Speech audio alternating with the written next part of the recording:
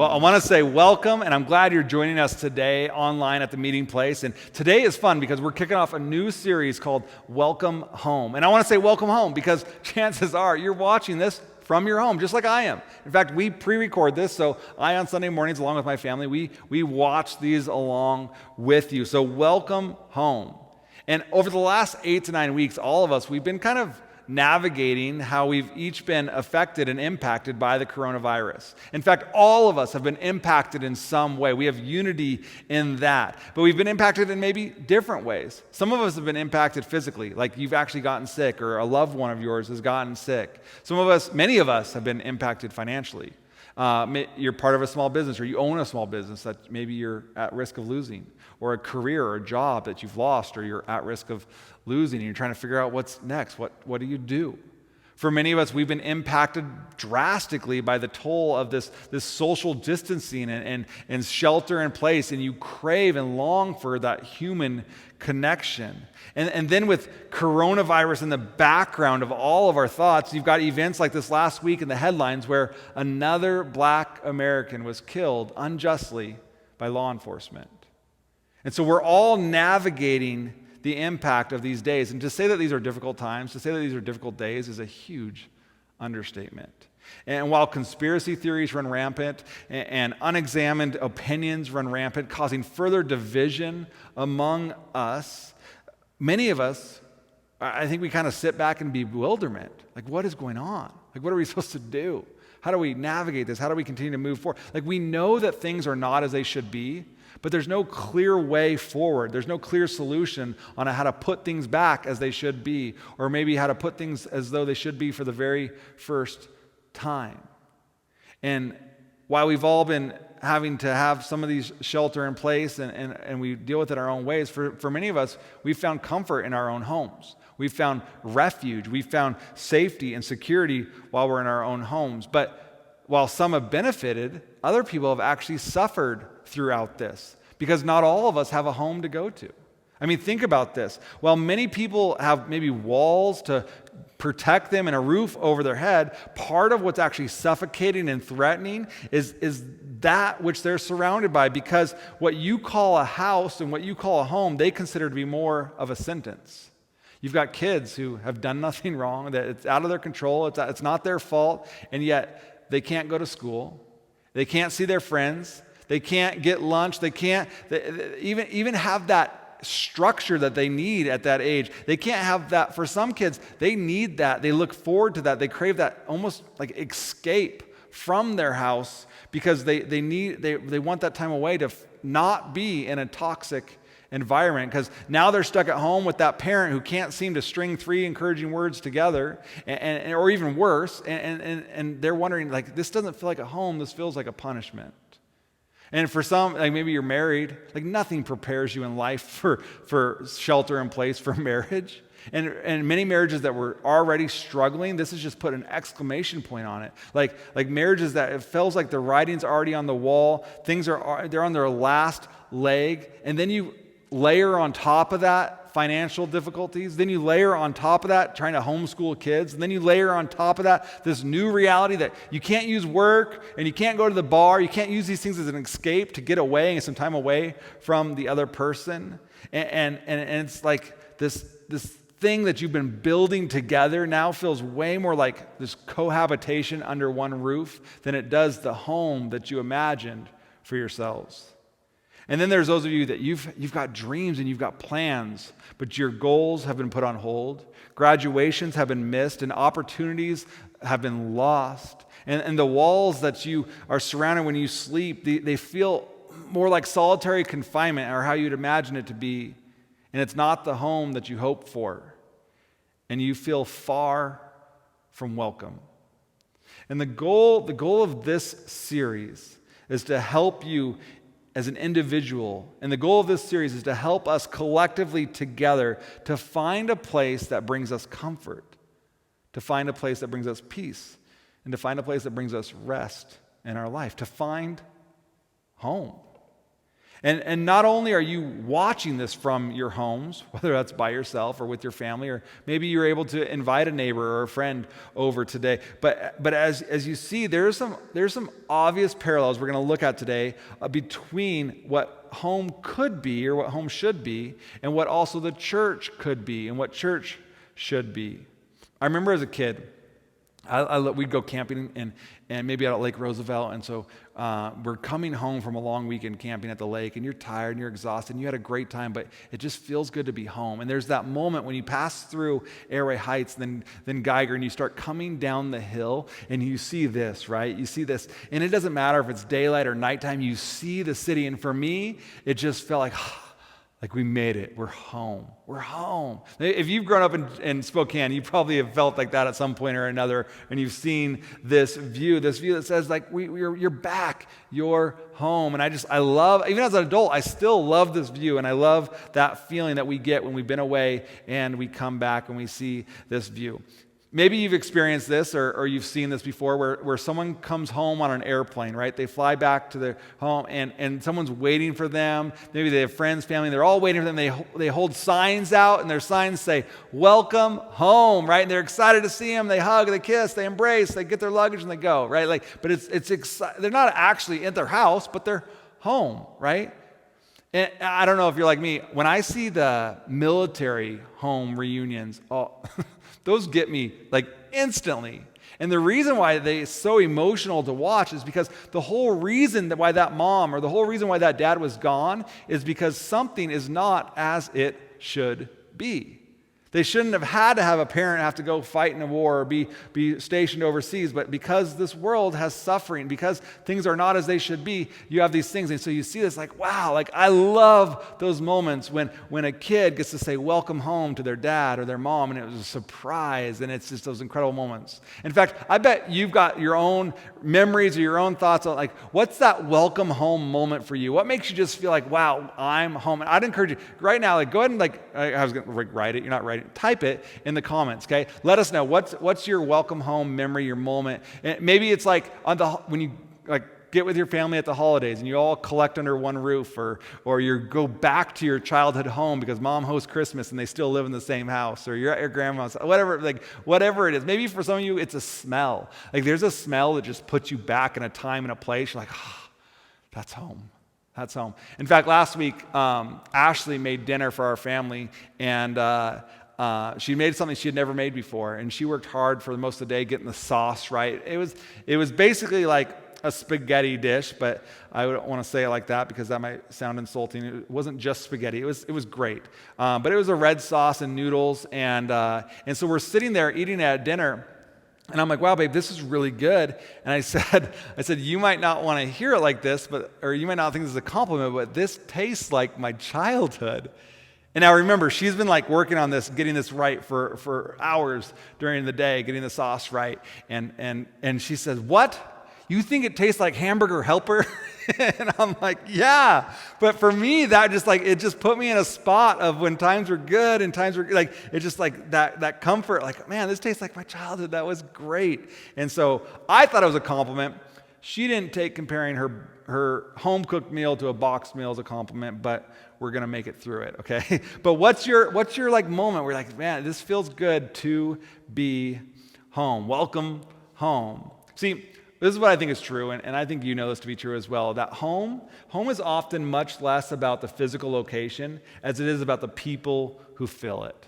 I mean, you know this, I would imagine, and this sounds so similar to what else we're talking about today because we're going to look at some of the parallels here. In fact, let me say it like this. Home is less about the building and more about the people.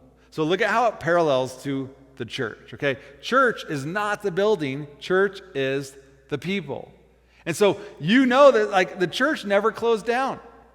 We haven't been able to meet. Our doors have been closed. We haven't been able to do things like we were maybe hoping to or things that were normal. But just because the building was closed never meant the church stopped. Like you're the church and we continue to move and grow and move forward.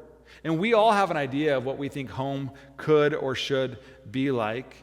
And I'd imagine that to some degree we all have an idea of what church could or should be like. And the unfortunate thing is, though, is that because of what we experience, that we no longer feel safe in our own home. And the unfortunate thing then is because of what we've experienced, we no longer feel safe in church. Now, I've shared my story a number of times around the meeting place, but I remember being a 13-year-old boy, and because of my experience in my own home, I no longer felt safe. And that actually led me then to the church. I can remember as a 13-year-old boy and with daddy issues, a 13-year-old boy with mommy issues, a 13-year-old boy with a face full of pimples. I can remember as a 13-year-old boy being full of fear of everything that was unknown and all the uncertainty, but I was confident that there was a better way, that there was a better future for me. And for some of you, this may be why you've never thought church or Christianity or Jesus was for you, because of what you've experienced. In fact, it's very often that it's not about who Jesus was or what Jesus did, but because of what you experienced because of church people, that you've kind of kept church and religion and Jesus at arm's distance. That's what makes you not, or makes you leery and wanting to engage and wanting to be involved. And if that's you, I'm thrilled that you're watching with us today. I hope that you'll continue watching for a few more weeks. And what's awesome about right now, because you're in your own home, there's no church people around you that can screw it up for you. Okay, so just keep on watching with us, because when we started the meeting place to be a safe place for people to find and follow Jesus. That was our dream, that was our desire, and we wanted to be that. Our intention from the very beginning is that we would be a church for people who aren't really into church. If you don't like church, if you've had a hard time with church or a bad experience, that we could be a safe place for you to rediscover and refine and follow Jesus. And the thing is that we just take our cues from Jesus on this. In fact, Jesus was not your traditional religious guy. He was not your typical religious guy. In fact, people that were nothing like Jesus liked Jesus. And guess what? He liked them back. Now, right now, with all the uncertainty and all the suffering, this is an opportunity for us as a church to be the church. This has always been who we are. This has always been our calling. From the very beginning of the first century church, there was this Jesus movement who leaned in and learned from the teachings of Jesus to show radical love and to show radical compassion to the people around us that are hurting the most. This is how the church grew. This is how it will continue to grow. This is who we are. This is what we're made for. For a time like this, in a situation like this, the world is desiring love, and we've got the best version of it modeled in Jesus. Love's an incredible thing. It's a beautiful thing because love, it's wise and it's nimble and it's not legalistic. We can love people, especially in times like this. Again, just simply by physically distancing ourselves from others and wearing a mask can be an act of love towards other people. By not just trying to buck the system, say I'm going to do what I want, but no, by actually considering other people and their needs and their health and their worries and their own fears, and we show them that distance that they deserve. And then others, especially as we continue to progress in our phases and how long it's been, other people may best receive love because they're actually longing for that connection. They're going stir crazy. And so for you to actually close in proximity to them and draw near to them and embrace or hug, or that actually might be a way to demonstrate love to somebody who needs it that way. And then within all of this, I think there's a calling for us to be creative in the ways that we find to love people. I've seen a lot of different things and participated in a few things, but of how people throughout all this have loved people. Maybe you've seen some of these as well. There's been plenty of trying to provide food and groceries for different families and community people. Maybe just even taking flowers. Right now, the hardware stores are full of flowers. Take flowers to a friend or to a neighbor or to a loved one, colleague, whatever it would be. Or maybe you've seen this, the drive-by birthday parades. Aren't those awesome? Have you been part of one? Okay, I've done one of them with my family, and it's nuts. In fact, the other day I was at my mom's house, and I saw two police cars going by, and there were the lights on, so I was kind of like, oh, what's happening? And then followed by like 15 more cars, a whole entourage or convoy of vehicles with people hanging out their sunroofs with balloons and signs and kids hanging out the windows, and I'm just thinking like, this is led by the police, but no other time in history could you just hang out your windows and drive down the road, but right now you can, as long as you're saying happy birthday to someone. So go and do it. Prioritize the people in your community, your family, your neighbors, your friends. Figure out creative ways to show love to people. Does someone need a phone call, a FaceTime, a Zoom? Like something as simple as that can go so far. One thing I saw in our house, helping your grandparents learn how to use Zoom. so they can interact with their church and they can interact with their kids, their family. Like these are creative things that meet tangible needs for people to show love to them. Find out what others need. This should be a normative way for the followers of Jesus. This is an opportunity to be our best selves. It's an opportunity to be our best selves as individuals, but also as like a worldwide, global compassion movement called the church. Now, there's a verse that comes to mind in all of this that I've been thinking about within the context of this entire social distancing and quarantine and whatnot. And I want to read it to you. It's found in the book of 1 John chapter 4, but this is what it's talking about. It's talking about, actually go back real quick. It's talking about love and fear, okay? Something that I think all of us can relate to some degree. It's talking about love and fear. And I think it's important to say here that in light of everything that's going on in the world, in light of how we're all responding differently, and also in light of trying to figure out what does it look like to be the church, a lot of us find ourselves saying things like, I feel a bit paralyzed by fear. Like oftentimes when you're backed into a corner, you're either fight or flight, right? But for many of us in these moments, it's almost like there's a third option, just to freeze. Like I don't know what to do. I know that things are not as they should be, but I don't know what to do. And if that's you, I want to just thank you for being honest. Thanks for being intellectually honest with yourself. And at the meeting place, it's been a big deal from the get-go that we want to say, like, be a safe place for people to be able to be vulnerable and honest, to be their authentic self, and to be able to admit the things they struggle with and be able to walk through that, and then to open themselves up to other people, to the encouragement and the care of others, to help them move beyond and through some of these things. And so John is talking about love and fear in his writing today, and it says this in verse 18, it says, there is no fear in love. And then it goes on to explain that. It says, but perfect love drives out fear, because fear has to do with punishment. The one who fears is not made perfect in love.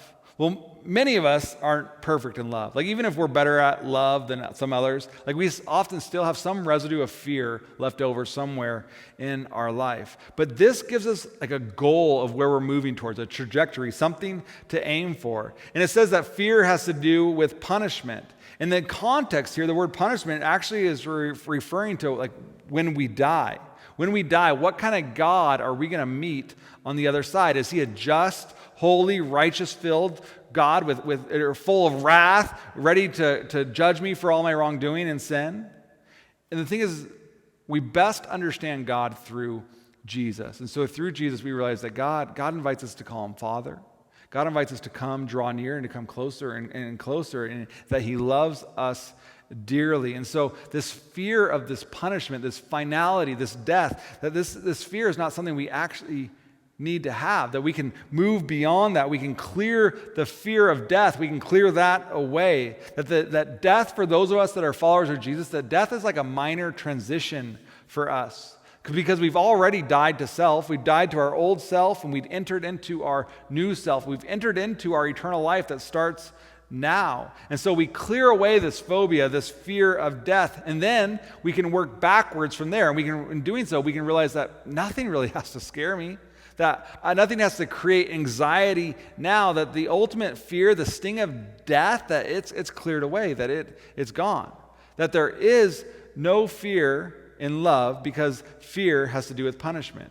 And by the way, if any one of you hear someone saying and talking about how things like COVID-19 is God's punishment here and now, that we don't have to wait till we die, that God is punishing us here and now, I would say that's someone who doesn't have their eyes fixed on Jesus. That's not understanding God based on Jesus. Because I think through Jesus we learn that God is compassionate. And it is unlike God to send some kind of punishment that really targets those that are the most vulnerable and the weakest among us. These are the people that Jesus, when we see in his in writings about him, these are the people that Jesus actually cared about the most, that he championed these people. He drew these people in. He loved them dearly. And so judgment has nothing to do with this. And then the last thing I want us to really focus on here is this, coming back to this one line here, is that perfect love drives out fear. Perfect love drives out fear. The word perfect here in the Greek, this is the word telos. Okay, and it means here that it's the end goal, the final destination. So to be perfect, like this is the goal. This is revealing what love looks like. This is what we're to aim for, this perfect love. And then it goes on for the word love here, the word's agape. And this is that unconditional love, this absolutely committed and loyal love. And so it's saying that this telos agape drives out fear. Now, the word that's interesting here, the word for drives in this, it actually is in the Greek, it's the word that's used to refer to when Jesus, when he does an exorcism on someone, when he is driving out the unclean spirit. So literally, the Apostle John is saying that perfect love performs an exorcism of our fear. And so we don't have to suffer from a fear that's just worried about ourselves. And part of that is knowing how involved God is and knowing that God is really on your side and that he cares. And that perfect love then moves us to actually stop just thinking about ourselves, and it moves us towards this active, other-centeredness love towards other people. It moves us outward away from ourselves. And so then we can really and honestly say things and ask questions like this, like, what are the needs around me? Or how can I love creatively? Or how can I care for those who are in the margins? And so this is a season for us as the church to be who we've always been called to be. There's always been suffering in this world. There is now a chance for us to lean in instead of step away. We're to lean into it and engage with it, not to shut down, but to love in a way and to find ways to love that are best in every situation. Imagine with me what hangs in the balance. What hangs in the balance if someone is lacking love and needs encouragement and needs something that you can provide for them. If you could choose this active way of love. Like, what kid in your neighborhood would benefit from some kind of encouragement or a laugh or a positive word from an adult? What friend might be lonely that could use a phone call or a FaceTime or a personal visit? In fact, what I really want you to do is I want you to ask a question like this, but don't just ask yourself. I'd actually encourage you to ask God a question like this. And so ask God something like this: God, who in my life, my family or my neighborhood could use an infusion of love today? Who could use an infusion of love today? And what would be a great way to show them that love? See, right now, people are afraid of many things. People are trying to figure this out, just like we all are. How could your love towards others help them find a place of comfort and a place of peace and a place of rest? Is it possible for your love, your Christ-like love towards others, to make people feel at home? I think we can do that. In fact, I want to pray for you as we move out away from this and into our week. Let me pray. God, in these moments, we've probably already thought of some people in our life that could use an infusion of love. God, would you clarify who that would be? Bring someone to mind and bring a practical way that we could help show them love. And God, for those of us that are here that are operating on some level of fear, God, what if? How could? Oh no. I'm not making light of these fears because they're very real. But God, would you help strengthen and encourage us in the areas of our fear and recognizing that you are big and that you are with us and that we are not alone. Even as much as social isolation might be taking place, that you are right there with us, walking with us hand in hand and side by side. Help us to love others well this week and walk in obedience to what you lead us to do. In Jesus' name, amen. Well, thanks for joining us again today online as we've kicked off this new series. I hope that you found it helpful. And one of the things that we're doing throughout this series that's a little different is each week we're going to provide you with some tools that you can use to take this a step further through the form of some discussion questions that we'll post on social media.